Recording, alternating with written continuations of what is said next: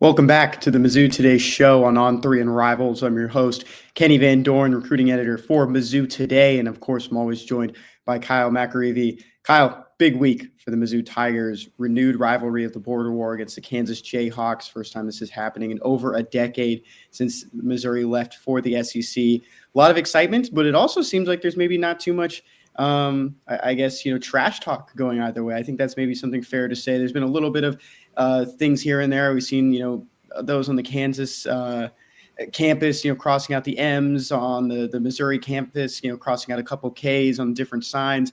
But it doesn't seem, harsh as we might have expected. And maybe they'll tick up as we get a little bit closer, recording here on Wednesday ahead of the Saturday contest. But Kyle, we've got to jump into a couple of things before we talk maybe a little bit more about the preparation for this game and the meaning behind it for a lot of these players, some of these players that haven't really maybe grown up with the rivalry or seen it firsthand just yet. But we'll start off with some injury news, just the latest, kind of some cleanup from last week. Of course, we don't do the game recaps, and all that coverage is from Kyle in the written form on Mizzou Today. But injury-wise, so what can you kind of tell us about Sam Horn and Blake Craig, and a replacement for Blake Craig, and maybe what that kicker depth looks like moving forward? Yeah, so with Sam, it's a knee injury, as Coach Drinkwitz said on Tiger Talk last night. He's been kind of hesitant to get into specifics about it much, but he did say the expectation is Sam will be back this season. There's just not really a known timeline at this point. But it's going to be at least it's going to be weeks. It's going to be a good chunk of time, which means Matt Zollers is now the backup QB as a true freshman.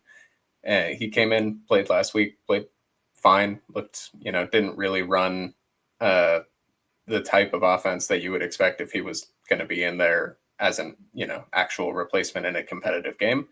But it didn't seem like the moment really got to him, which was good to see. Blake Craig tore his ACL. He's done for the season. So that means true freshman Robert Meyer will handle field goals and extra points. He went 4 for 4 after Craig left the game last week. And then Oliver Robbins, a sophomore from Florida Memorial, transferred in, and he will handle kickoff duties. The Tigers also added a JUCO kicker from Northeast Oklahoma, whose name I can't think of at the moment, who is my understanding is kind of a body in the room just to have some more depth. He'll start to compete for the job and, see where he's at over the next couple of weeks. He got in and practiced immediately, and I guess it just kind of worked out, because if he had played a game at Northeast Oklahoma, he would not have been eligible to transfer. But because he missed their first game, even though he had been planning to kick in that game, he was able to come over immediately. Ryder Goodwin, that's the kicker who's coming in. So Thank you. 3 healthy kickers on the roster now. We're up to there were 3 originally going into that first week. And Blake Craig was a guy I named as someone I thought maybe would have a bounce back season, most improved award. Looked good on the 2 kicks he made, one from 50 plus and nailed one from inside the 40, which was, a tough spot for him from that 40 to 49 yards last season. So he looked good to start, but, it is a kind of a tough break for Missouri. Maybe he picks up a medical redshirt kind of moving forward too, to really extend that college career if needed. You just don't really know how next season will shake out for a guy coming back. And I think one, maybe a positive, I think it was said that it was his plant foot. So it's not exactly his kicking leg. So I think that's maybe something to be positive about moving next year, but you need both legs to kick. That's just how it goes. I'll read just something quick on Robert Meyer, just for those that don't know about him. True freshman, came in. He lettered 2 seasons at Colfax in California. 5-star by Chris Saylor kicking on 3 and Rivals doesn't have kicker ratings that go this deep into the class. So number 13 kicker nationally in that or by the organization. 15 for 19 on his attempts, 66 for 68 on PATs. It's 111 points through his final 2 seasons. So, good numbers there. He has a leg on him. And I think what Drinkwitz was saying is just want to build that confidence moving forward with a freshman who now has a really big job ahead of him for the Tigers. Preparing for this week, though, we talk about, trying to, clean up maybe some of the offensive line play last week, maybe improvements in run blocking. But it's also preparation for a big week 2. You played an FCS opponent in week one. Now you're coming into a rivalry game that's being renewed for the first time in over a decade against Kansas. And this is a big game for the fans. And in the same sense that with how much Mizzou has gone nationally in their recruiting, with that being from the high school ranks or the transfer portal, a lot of these guys probably didn't grow up watching this game. And so, I mean, what have you kind of just heard and what has Drinkwitz spoken about getting these guys up to speed on just what this game really means for the university and just means for that Mizzou across the chest, like you said?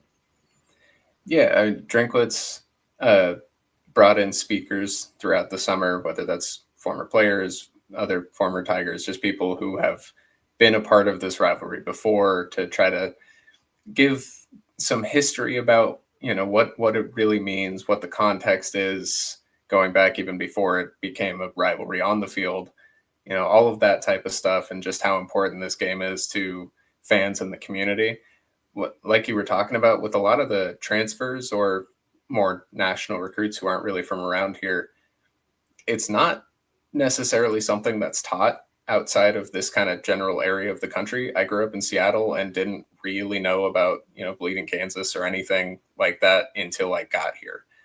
Like, each state's kind of focused on their own history when they're teaching high schoolers, So a lot of these guys, it's kind of the first time they've ever heard about it, and first time they've really gotten the idea of, what's been going on here for a long, long time. And so I think it was a good strategy for Drinkwitz to kind of do that throughout the summer. And he made sure, you build up all of that knowledge through the parts of the year where you're not playing, because this week it needs to all be focused on execution and, doing your job on Saturday.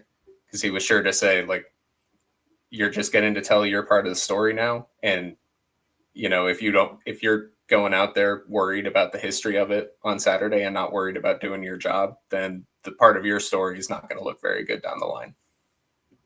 I think that's where Drinkwitz probably should get a lot of credit for, is that not pushing this off. I think that was one thing you hit on the nail. You hit the nail on the head with that one, Kyle. Is that you want the best guys on the field to not really have to worry about it. I mean, it's a home environment to begin with, first off, and just a lot of things will be playing in your favor there. But if you're thinking too much about the meaning behind the game, and if you're worried too much about the history going into the last couple of days leading up to it, I mean, how much is that really going to affect your play? We don't know. But getting ahead of it, making sure these guys are comfortable and understanding of what this game means to the university. Because at the end of the day, I mean, they're an entertainment for the university, and they're trying to put on for the university. At the end of the day, they're a moneymaker, and they want to win this game from a competitive standpoint, and also just from a pride standpoint that plays into everyone across campus. So definitely understand that. It makes the most sense. And just like you, I'm not from Missouri. I ended up attending the University of Missouri for 4 years. Didn't see that rivalry in person until my senior year with the first basketball game back at home. But at the same time, you're not really taught it. I think, you see the Texas OUs of the world, you see the Michigans, Ohio States that really took over the past decade of, my childhood or just growing up. And so you don't see it. And so it'll be an interesting just kind of standpoint for the two of us. I mean, we're not the longest tenured guys on the beat, but we'll get to see that on Saturday. Talk about needed improvements, though. You wrote about it this morning on Mizzou Today. What are you kind of looking for from this offensive line? Just, some shuffling happened, at the end of fall camp, and still looked like there were maybe some hiccups early on. What did Drinkwitz and Connor Tollison talk about? The biggest thing was communication. So, especially with the way that the Tigers switched up the line at the end of camp there, nobody ended up consistently next to the same guy they were next to before, right? Before that switch up, Caden Green was at left guard, then Connor Tollison in the middle, Dominic Jadis at right guard, Keegan Trost at right tackle. Then you shift that and everybody's next to two different people, or one different person if you're on the outside. So that communication, the line just hasn't really gotten the reps in this formation to really have all of that down quite yet. I think what's encouraging about it is you saw how quickly the line play improved kind of at the end of the second quarter and through the second half while the ones were still out there last week. It was bad. The first quarter into the early second quarter, it was bad. That there's no sugarcoating it. There were free rushers getting to Bo Prabula. There were, a lot of pressure. and he was having to do a lot in the backfield just to keep plays alive. And when you're having that much of a struggle against an FCS opponent, that's not a good sign for when you're lining up against big time teams. I am encouraged by how quickly that improved, and that I think the focus or where the improvement comes from is not a difference in like talent level, it's comfortability and communication, which will just come with reps. Before we get into maybe some conversations about Kansas weaknesses and strengths, and Kyle wrote about that as well. We're going to have a quick ad read from our sponsors over at Roback Activewear. And I'll start this one off. I mean, Kyle, I thought we would both wear the quarter zip today. You went with the hoodie, but there's only one way to describe Roback. It's best fit, best feel. For those who aren't familiar with Roback, they're completely changing the game with their incredibly comfortable activewear. Roback has released so many items within their new licensed game day collection, and it's our favorite. Of course, you're seeing us wearing it on this episode if you're watching with us on the YouTube, with novel polo designs and clean hoodie and Q-zip designs for some of your favorite schools. It's definitely worth checking out. Nobody else on the market is preparing these level of custom designs with this quality of activewear. And for those YouTube viewers as well, there's some new Mizzou activewear on there. The new Mizzou Tigers polo is out, and the Hezzy Collegiate hoodie is now in gray with the Mizzou Tiger on there, without the oval circle around it. The original one, which will be restocking in October, just said Mizzou across the front. The Roback's everyday shorts over their Delta Performance pants are the perfect pairing as well. They're both super comfortable, have an elastic waistband and great fabric that is made to have the appearance of a nice short look, but the comfort for a day on the move. Roback has also been proudly leading the NIL charge, having signed partnerships with multiple college football stars, past and present, and they're becoming the go-to brand for Mizzou or for college athletics across the country. Use the code MIZ20 on roback.com for a generous 20% off for all new customers through the end of this week. That's spelled RHOBACK.com. That's 20% off all performance polos, shorts, and more with the code MIZ20. Getting back into just this Kansas preview, Kyle, looking at this Jayhawks team, it's hard to even compare it to the last time these guys played. There's different coaches, and players have been long gone. Some guys have probably already finished their professional careers and whatever they've been doing after. And so there's not much you can probably pick from there. They played Wagner last week, and in week 0, they had kind of a tough, up and down contest against Fresno State, but Jayhawks came out with a win. So coming into Columbia 2-0, first road contest for Kansas this year. What have you kind of just heard, talking with the guys over at the Kansas site at Jayhawks Slant with On 3 and Rivals? And what have you just heard and kind of done with your own research just about this Jayhawks team? Yeah, it's kind of hard to take much away. I mean, similarly to how it's hard to take much away about Mizzou from playing Central Arkansas, it's hard to take much away about Kansas from playing Wagner and Fresno State. It's just not the level of competition that you're going to start seeing this week. So it's pretty different. It sounds like the team's a bit faster and more athletic than last year. Kansas hit the portal pretty hard in the offseason. So, there were some big expectations out that way, 2 years ago? And then last year going in, there were some expectations that were not met. It seems like they're kind of back on the right track from what it sounds like from our coworkers over there. And the big one is probably that it looks like quarterback Jalen Daniels is kind of back to himself, I guess, from 2 years ago. Last year was a pretty big struggle for him, and that kind of led the way on them not meeting those team expectations. And some of those weaknesses that you wrote about this morning, we won't, read your entire story, but from what are Mizzou's strengths when you kind of match these up, from the running backs against a weakened linebacker group, or, offensive line play against a very retooled defensive end room. What are some of those matchups that maybe Mizzou has a favorable advantage in? So yeah, the number one that stood out to me, you mentioned Kansas has a hurt linebacker group. And they lost, I'm sorry if I mispronounce these names, but Bengali Kamara, Joseph Sipp, and Jason Gillum were all expected on the 2 deep going into the year. Kamara just got hurt with a non-contact injury in practice. The expectation is that all 3 are going to miss this week. And when you're lining up, Ahmad Hardy and Jamal Roberts and trying to run them at least a good amount up the middle, a weakened linebacker core is going to make a pretty big difference.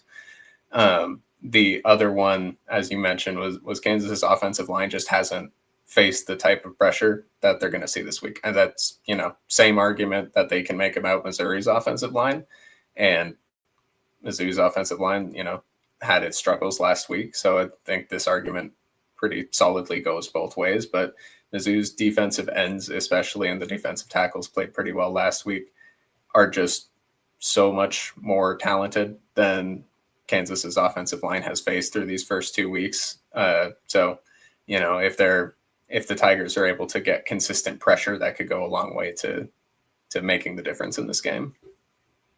Looking back at our predictions that you and I did for just this 2025 season for Missouri, you had Mizzou winning this game 24-17. Are you kind of sticking with that? Is that where you kind of still feel like the Tigers will finish out this one for wrapping up this podcast with predictions? I'm sticking with it being kind of that close. When I was talking with our guys over at the Kansas site, I think I predicted 31-27, a little bit higher scoring, a little more confidence in the offenses after having watched them both the last couple of weeks. I think, the score in my prediction is a little less indicative of what I think the game will look like than the fact that it's going to probably be, a one score-ish matchup. My main prediction when I make it is just that something ridiculous is going to happen, or maybe a couple of ridiculous things that, skyrocket fans' heart rates on both sides of the ball. This is not going to end up looking like a normal everyday game. And that's the biggest part of the prediction. But I do think Mizzou will come out on top by about a score.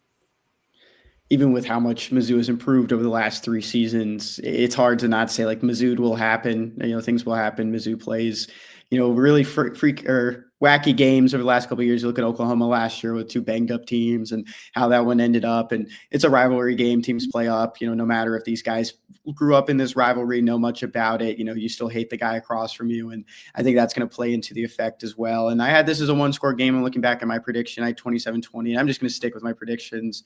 I had 51-0 for Central Arkansas. I think that was pretty close. So I think it was 62-6, so, or 63-6, 61-6, yeah, 61-6. So it's something in that range, and I wouldn't be surprised if Mizzou can pull out a 2-score win. But just with how much this game means, I think no one's really going to come out flat-footed, and the energy will probably be pretty big in Missouri's favor. So I think it's going to be a fun game nonetheless to cover and just to watch and see this rivalry come back. ESPN 2 this Saturday at 2:30 for that for kick. Any other big takeaways, Kyle? Anything you're looking forward to? Mr. Brightside is probably going to be something on a lot of people's mind. How is that going to show up? There was a light show for the Central Arkansas game. Wonder how much that will play into effect for a game that's expected to be in the daylight. But any other things you're looking for in this border war rivalry? It's mostly just that energy, like you're talking about. I mean, 2 of my favorite environments that I've ever covered a game in were the 2 border wars that I covered at Mizzou Arena on the court. I am excited for the atmosphere around Faurot Field on Saturday. I think that's going to be incredible. And yeah, like you mentioned, Mr. Brightside did get played end of the 3rd quarter again against Central Arkansas. And I thought the light show looked pretty good. I think the new lights are pretty nice. What they're able to do with those is a lot of fun, but a 2:30 game at the beginning of September is probably going to still be daylight by the end of the 3rd quarter. So, probably the light show might be a little diminished versus what it'll end up being later in the season. But I think the overall energy is going to be incredible. A lot of fans, a couple people on the message boards as well have said they hope it kind of plays more than once in this game, just with how much the meaning is. Even the basketball game, the first one back at Mizzou Arena, I think it started before, when all the students were just in the student section 2 hours before the game. Looking at the history before we get out of here, 57-54 in Missouri's favor. There have been 9 ties between these 2 teams. Last contest was November 26, 2011 at Arrowhead in Kansas City. Missouri won that game 24-10. Missouri is currently on a 3-game winning streak. And the Tigers have won 5 of their last 6 contests against the Jayhawks. So that's a little bit of history for you. And I think a lot of our older viewers or just viewers that have lived this rivalry have known that and remember some of those games very well. Kyle, where can the people find you on Twitter for your game day coverage? And of course, you can always find his work at Mizzou Today on the On3 network.